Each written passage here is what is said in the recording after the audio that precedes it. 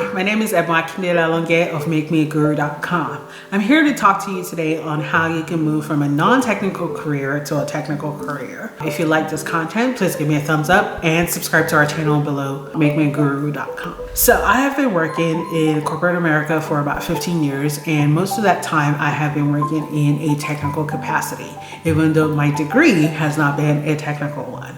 Now, how do you think that happened, or how do you think I was able to make that switch? A little bit about myself. I have always been drawn to technology. Unfortunately, I didn't hop on the bandwagon early enough. And so I started off my career working in human resources. Today, I'm working as a product management expert or product management leader in the tech world. So I am here today to give you 5 tips on how you can do something similar for your career. Now, it is no shame and it's no gain. You are not there yet. There's absolutely no right time than now, okay? So if you started last week, if you started today, there's absolutely no wrong time to start. You do what is best for you.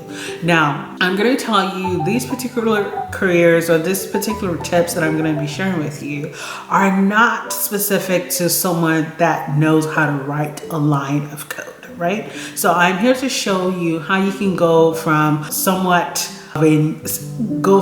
non-technical at all, so say accountant, pharmacy, things like that, customer service, customer care. I'm talking about that, to move into different roles within IT. So specifically, I work in software development within the IT spectrum. There's security, there's database, there's infrastructure. There are different jobs or different niches within the IT spectrum, okay? So I'm just gonna talk to you specifically about what my background is, and I'm sharing that information with you today. One of the first things that I'm going to share with you is that if you're someone who's already working in the corporate world, so you're working for Accenture or any big four accounting firm, or you're working in oil and gas, or you're working in banking and finance, it doesn't matter. If you're someone who works a regular 9-to-5 job, or you're in the medical field, it's easy for you to get into a technical role. How, you may ask? Well, let me paint you a scenario or paint you a picture. Now, have you ever been at work and all of a sudden they tell you that, hey, we're going to institute or implement a new software? And so in the medical field, that may be like when Epic first came about and they told you, hey, we're switching from this to this new one. And you and your colleagues are probably like, oh, again? Or why are we doing this? But if you are someone that wants to switch into a technical capacity in your career, now this is an opportunity for you. What you need to do is become what we call a subject matter expert. So when we're in the software fields, we're always looking for these people that what we call super users. These are people that know the software in and out. They know the problems with it. They have created shortcuts and how they do their work. These are the people that we really want to interact with from the software world. And so if you want to get into a technical role, what you need to do is become that super user, become the subject matter expert, so that whenever there's an opportunity for a new implementation where your IT team or someone is coming to you and saying, we have a new tool for you to use, don't complain. Just jump on that. Look at it as an opportunity. Jump on that wagon, jump on that team, so that you're here and your feedback is being collated. And so you take that information and you learn from that team. You talk to whatever, product owner, business analyst, project manager, developer, anyone that you have on that team that is implementing this. Talk to them and say, how do you do this? Or what's the machine behind it? What's the engine behind it? Show genuine interest in that, and from that you will learn more on the technical side of what it takes to implement new technology. The second thing that I want to do or share with you is to network. Now, why is this important? It's just a segue from the first point, right? So when you are in your silo, you work in HR, or you work in benefits, or you work in payroll, or you work in customer care, or you work as a cashier, all of these things, there's absolutely nothing wrong with all of this, right? But what we tend to do is we work in our own silos. We talk to other accountants, we talk to other doctors, we talk to other nurses, and we do not move outside of our own little bubble and talk to people in other business units or in other departments. And so what I would encourage for you to do is to network with the IT organization at your company. So maybe contact the help desk and, submit a ticket, or, call them on the phone and say, hey, there's something wrong with my machine, and just do something in order to get into a conversation with someone on the technical side. And what you want to do is learn about what they do and how they do it. And so ask for an opportunity, ask for a demo, and show genuine interest in what someone else is doing. And I'm just going to tell you, people like to talk about themselves because it gives them an opportunity to be an expert, to show you what they do. You do not want to be fake about this, right? I want to be clear about that. Anyone can clock someone that is being fake. So you want to be genuine in showing your interest. And if you're not exactly sure which part of IT you're interested in, just make sure that you share that with whomever you have a close rapport or a close relationship with at work. The third thing that I want to share with you on how you can make the switch from a non-technical job or career to a more technical one is to attend meetups, attend social events or networking events within the IT industry within your local community.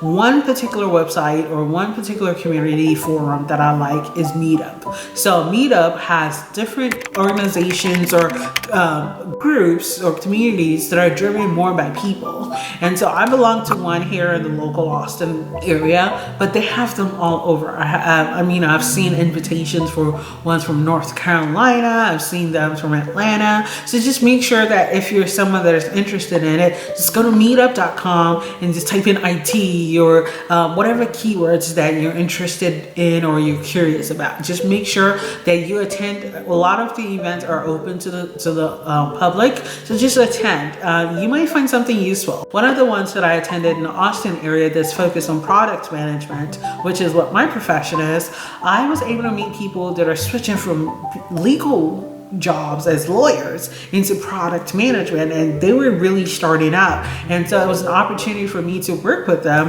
learn more about the legal space, because I'm not an expert, but legal people use software as well, right? And so we're able to exchange information between us on what I do as a product management expert and what they do as legal, and how you can make that transition or tell the story of how you moved from legal into product management.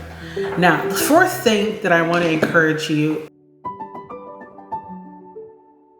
as you're doing all of these things is to update your resume. Update your resume to reflect the technical things that you do at work. So even though you're a lawyer, even though you're a doctor, even though you're a cashier, even though you're a customer care agent, there are things that you do with technology every day that you need to sell that story. I'm not saying make up a story. I'm not saying to pretend to be something that you are not. I'm not saying that at all. But as human beings, we're very multifaceted, right? So while I exist today as a product management expert, I exist as a woman, I exist as a Black person, I exist as an immigrant from West Africa and Nigeria, I exist as a wife, a mother, a sister. There's so many different facets of who we are. It's when I am at work, I am a certain way. When I am at home, I am a certain way. So I wear many hats depending on where that is. And so it's the same thing with your resume. Tell the story of what you need to present forward. If you're someone that is in the legal field right now, don't say that you're a software developer. Just put that you're a lawyer, right? Because that's your job title. You're currently a lawyer, an associate, you're a legal, paralegal, whatever it is, put your job title there. But what you want to highlight first on your resume are your technical accomplishments. Going back to the first point is to become a subject matter expert, to be involved in IT projects or things that are going on, becoming the super user. And so when you are doing your resume, you want to highlight that. more than you went to court or you represented clients and, defense and prosecutor and all of those things. I'm not an expert, so don't forgive me if I, mix up the terms. What I want to say is, call out those technical things. I served as a subject matter expert for implementation of XYZ software, ran into 50,000 users within a 3-month rollout period, or I was primarily responsible for documenting the use cases, the legal documentation needed for the software company to implement the right thing, right? So I was responsible for interfacing with software developers in order to communicate the legal needs that the software needs and things like that, right? So you really want to highlight things, even though the job title is lawyer or paralegal or executive assistant, you really want to execute those technical things that you did.